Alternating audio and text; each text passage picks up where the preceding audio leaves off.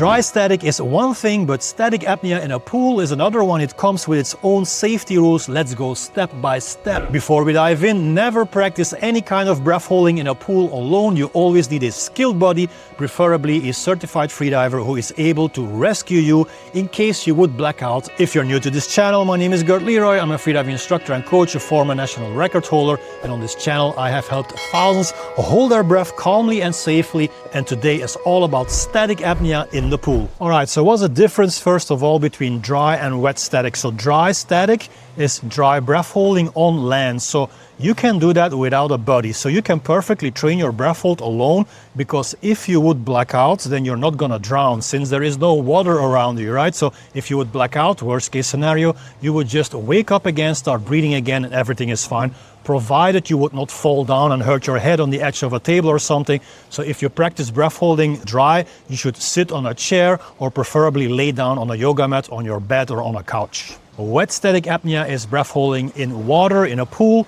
So if you would black out there, then it's game over, guys. So there is no way of coming out of a blackout in water alone. So you need a buddy, you need someone who can pull you out of the water so you can start breathing air again. So never ever practice any kind of breath holding alone in the water. That is the most stupid and irresponsible thing. And if I know, and I'm very strict about this, if I know that any of my viewers is practicing freediving or static apnea in water alone, then please leave my channel. If I know your name, I will block you from this channel, because me as a coach, I cannot be associated with people who practice breath holding alone. So you can't do that. Please don't be stupid.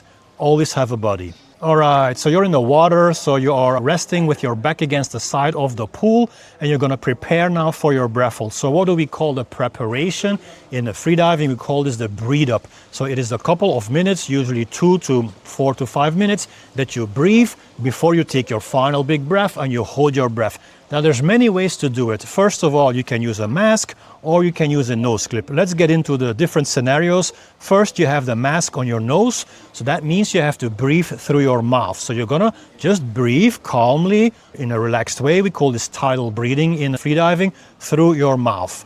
Another way is to put the mask on your forehead so you can actually breathe through your nose. Nose breathing is obviously superior to mouth breathing, and I would encourage you to nose breathe 24 hours a day, even during your sleep, of course.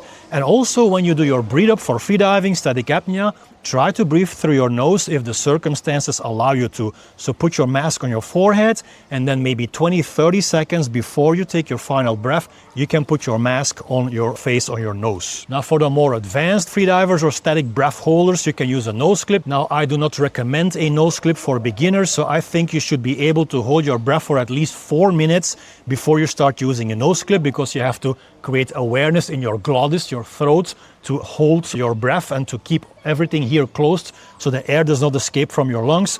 But when you start holding your breath 4 minutes or more, you can start experimenting. And what is the advantage of a nose clip? Well, it's actually that you can let go of the tension here in your throat, which will enable you to relax even more. Now, you can put that nose clip on from the very beginning of your breathe up, and then you will have to breathe through your mouth, or you can put the nose clip somewhere else, just let it hang on your neck strap, and then put the nose clip on 20-30 seconds before you take that final breath. Yes, it might take you out of your zone, out of your concentration a bit, but it will enable you to breathe through your nose, reap the benefits of nose breathing, being even more relaxed, nitric oxide, all the good stuff that comes with nose breathing. And it started raining here. I'm getting wet on this side already, but we're just gonna continue with this video. So what kind of breathing technique are you gonna use for a static apnea? You're gonna do tidal breathing or mild hyperventilation. So what kind of breathing are you gonna do? Usually we do tidal breathing for freediving. Well, not usually, always, but you know by now, if you have been following my videos for static apnea,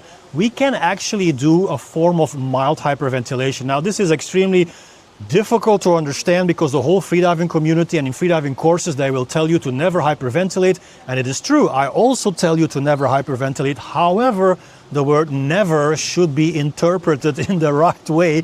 Never means that actually sometimes for static apnea you can do a mild form of hyperventilation. I've made videos about this already. Just look at my feet. I'm not gonna go into the specifics of mild hyperventilation. Just remember for this video that for static apnea, you can do a mild form of hyperventilation, the 5-5 breathe up. You don't have to, but you can, or you do tidal breathing. Never ever do this alone, because the risk of blacking out on mild hyperventilation is of course bigger. And never do this heavy hyperventilation cycles like the Wim Hof method. Just stay away from that completely. But yeah, 5-5 mild controlled hyperventilation, you can do that. I'll link up in the cards here a video that talks about the freediving breathe up, that talks about tidal breathing and the 5-5 breathe up. So if you want to know more about that, check that one out. For the sake of simplicity, we just stick to tidal breathing for this video. That is, by the way, what every beginner should start with, this mild hyperventilation. 5-5 is like something that you can try when you have more experience yet. So if you're a beginner, just stick to tidal breathing. What else do you need to do during the preparation? Well, actually, before the preparation, before your breathe up, you should talk to your coach.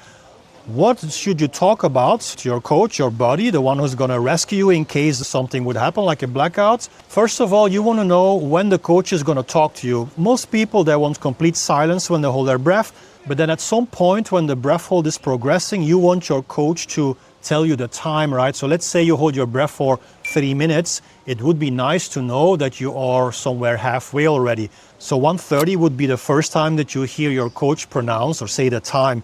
So the first half of the breath hold, you probably want to be in total silence so you can completely focus on visualization, be in the zone. And then you expect your coach to say 1:30, which is half of 3 minutes, if 3 minutes is what you go for, so you know you're there. It gives you something to hold on to. And then from 1:30, probably your coach could then say, okay, 2 minutes, 2:30, and starting from 2:30, you could say 2:40, 2:50, and then count down towards the 3 minutes, if 3 minutes is what you go for. This kind of counting time you have to discuss with your coach before you hold your breath, so you know what to expect from the coach. Because if you know what to expect from your coach, you will be more calm. You will be able to be better in the zone. If you don't know when your coach is going to tell you the time, then you're going to think about that too much. So you need to communicate first. And another thing you need to talk about with your coach is the safety signals. So as you are progressing in your breath hold, let's say 3 minutes is your goal, somewhere around 2:30, 2:40, your coach is going to ask you for safety signals to see if you're still awake, if you haven't blacked out yet, because if your face is in the water, it's sometimes very difficult for your coach to know if you are still awake. So usually what we do is to ask you for a sign, a finger. So lift one finger, and then you have to lift one finger. Lift two fingers. Lift two fingers. So you have to basically just do what your coach is asking you. If the coach is asking you to lift one finger and you don't do it, the coach will ask it again, lift one finger, and if at the second attempt you do not react, that is a sign for the coach to know that you are most likely blacked out, and he or she will pull you out of the water so you don't drown. It is extremely important that you discuss these protocols before you hold your breath, because that will enable you to be more in the zone, to trust the situation and your coach better, and eventually that will make you, help you hold your breath longer. By the way, if you want to train your breath hold and add 60 seconds to 120 seconds to your breath hold, that's exactly what we do in the underwater squat. The link is in the description. Then when your preparation is done, your tidal breathing is done, 2 minutes or 3 minutes or 4 minutes, and also this you should discuss with your coach how long you will take for your preparation. Then you're going to take your final breath. The final breath is usually done over a count of 5 seconds. You start first in the belly and then chest, chest, chest. So usually the way I teach it in 5 counts is belly, belly, chest, chest, chest. So belly 2 counts, chest 3 counts. 1, 2, 3, 4, 5, and hold your breath. And then when you have taken your final breath, you're going to turn around, because now you want to face the side of the pool. So you're going to turn around and let your body float. It is important now to completely relax. Let your hands, your arms hang. Let your legs hang, depending on the depth of the pool. Sometimes you can touch the bottom of the pool with your toes. If the pool is deeper, then you cannot. So you have to find a way to be in the most relaxing position ever. There cannot be any tension in your muscles. You have to relax your body and especially your neck. So this is something that you have to try before. It is how high you will hold your head in the water. So if you hold your head too high, you're carrying tension in your neck. So you have to let your head float in the water. Then we can see that the coach is holding the diver on the upper back, and the reason of this is to prevent the diver, the one who's holding the breath, from floating around in the pool, because you don't want to be everywhere like in the pool. You want to stay in the same spot. So the job of your spotter, your buddy, your coach, is to just hold you there. As a coach, you don't have to touch the diver all the time. Just touch gently on the upper body just when it's necessary to bring the person back in that specific spot. So in the first part of your breath hold, we call this the relaxation phase or the visualization phase. This is the phase where you don't have contractions yet. Contractions are a manifestation of a higher CO2. We'll talk about that later. So you don't have those contractions yet. That means that everything is still relaxed, everything is still enjoyable. Your coach is not speaking, and that is a reason for that. The coach is not speaking because he or she wants you to be in your own zone and to play your own movie, visualization we call that. So you can think about something from your past or even something that happened yesterday, something that you enjoy, and you think about that so your mind does not think about time. The worst thing that you can do during static breath holding is to think about time. How long am I holding my breath already? Then you will become anxious, nervous, you will burn more oxygen, and that's of course not the situation you want to be in. So you want to visualize positive, happy scenarios, and there can be more than one scenario, more than one movie, so your mind does not think about time. So one of the things that I like to think about, when I was a teenager, I had a friend in my street and we both used to dress up as soldiers and walk through the streets of our village. And when I visualize, I think about all those streets and where did we go, and did we have other friends living in those streets, the houses, how did they look like, what car was in front of the house, did they have a dog. So I try to remember all those details from when I was a child and I was walking through the streets of the village where I grew up in. So this takes away the possibility that your mind starts thinking about negative things, because you don't want to think about negative things. You don't want to think about time, but you also don't want to think about negative stuff. You want to think about something that's neutral or positive, something that you just enjoy thinking about. And then somewhere about halfway your breath hold, depending on what you communicated with your coach is going to tell you the time. The breath hold keeps on proceeding, and then most likely you will get your first contraction, the first internal hiccup, the spasm of the respiratory muscles. This is basically a sign of your body saying, hey, we are experiencing higher CO2 levels, carbon dioxide levels as a result of the breath holding.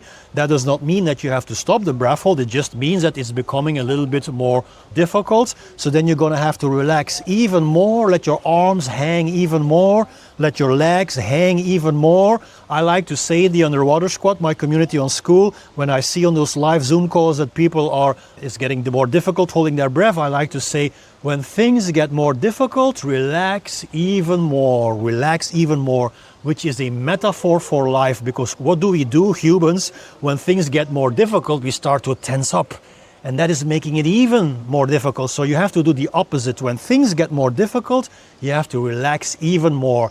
And then as things become even more difficult, you're going to reach out for the side of the pool and you're going to hold with your two hands the side of the pool. You're not going to breathe yet. You're just going to hold there and endure a bit more contractions. It's just more easy to hold your breath longer when you have this side of the pool to hold on to. So now you know where you are. You're not just floating in the middle of a swimming pool, although you were not in the middle. But yeah, in your mind, you might be thinking, where am I? Because your eyes are closed, right? So now you're going to hold on to the side of the pool. This is also the sign for your coach to know that you are reaching the end of your breath hold, and this is the moment where your coach is going to ask you for those signals to see if you are still awake. If you haven't blacked out yet, give me one finger or give me two fingers. You have to respond to those questions, like please give me one finger. It's not exactly a question, it's more like a command.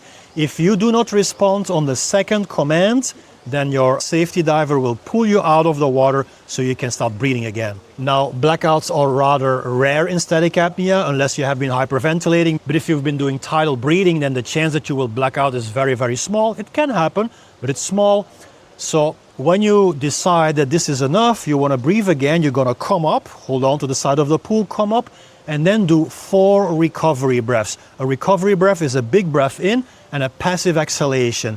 Big breath in, passive exhalation, big breath in, passive exhalation, and again, big breath in, passive exhalation. Why are we doing this?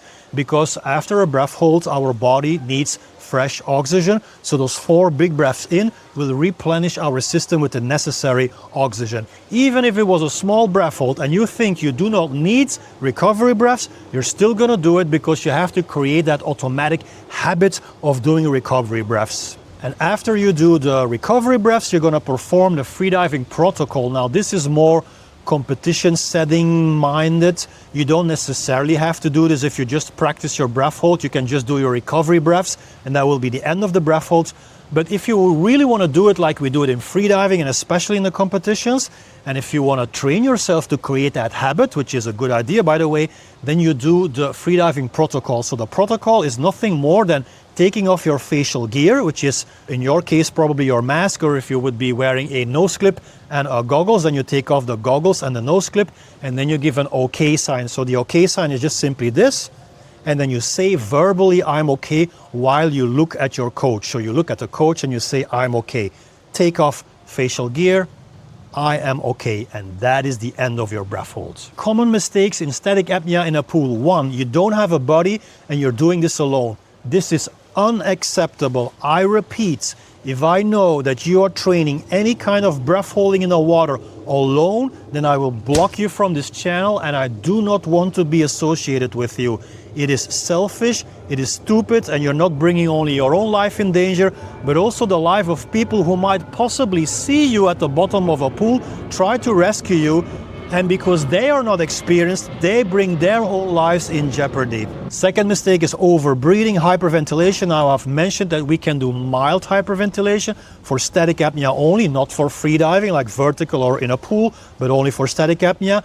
Now there's a big difference between mild hyperventilating and hyperventilating a lot like the Wim Hof method. If you do these big breathing cycles like the Wim Hof method, that's a surefire way to black out, and if you do this alone, then you're dead, it's game over. And a third mistake, common mistake, is you forget your recovery breaths, or maybe you don't forget it, but you think it's not necessary. Oh, this was just a small breath hold, so I don't have to do my recovery breaths. You always have to do your 4 recovery breaths, even if the breath hold was short, because you have to teach your system, your internal system, to go into recovery breaths every single time after a breath hold, because the purpose of a recovery breath is exactly that. If you are hypoxic, if you can't really control your own movements anymore, if you can't really think anymore because you're so low on oxygen and you're on the verge of blacking out, then you want your body to go into that automatic mode and start doing those recovery breaths, which might save you from getting into that blackout. If you want to train your breath hold and add 60 to 120 seconds in just 30 days, then join the Underwater Squad, school.com/underwater squad.